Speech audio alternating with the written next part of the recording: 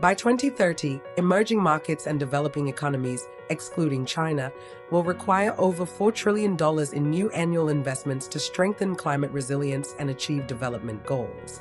But too many countries cannot invest because their budgets are swallowed up by debt payments. In almost half of developing countries, governments spend more on debt service than on education or healthcare. That's why the Bridgetown initiative is pushing to reform the international financial architecture into one that is more equitable and fit for purpose. And one way to contribute to this is by scaling commercial debt swaps. But what are commercial debt swaps and how do they work? Commercial debt swaps are a mechanism whereby expensive debt owed to private creditors is exchanged for more affordable debt, reducing debt payments and enabling countries to redirect these savings into vital development projects, such as clean water, renewable energy, education, or protecting nature.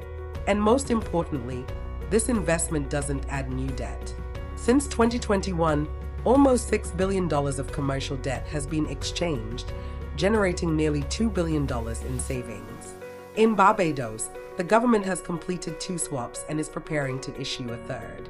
The latest swap unlocked $125 million from a $300 million deal, funding a new water treatment and irrigation project. Additionally, the Bahamas used a de-risked Standard Chartered loan to buy back $300 million in external debt, freeing $124 million for marine conservation. These commercial debt swap approaches could serve as a blueprint for other nations seeking relief from unsustainable debt while pursuing long-term growth. However, to make these swaps work at scale, 3 things are essential.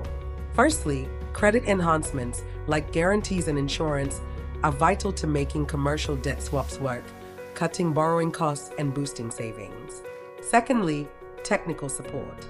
Swaps are complex, and governments need help to design deals and connect savings to national priorities.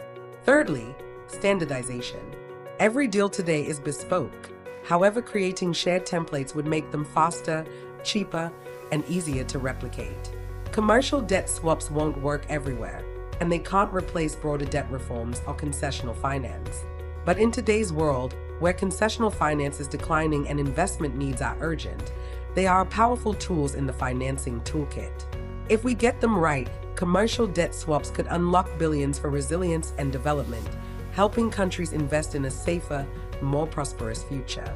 To learn more, visit bridgetown-initiative.org.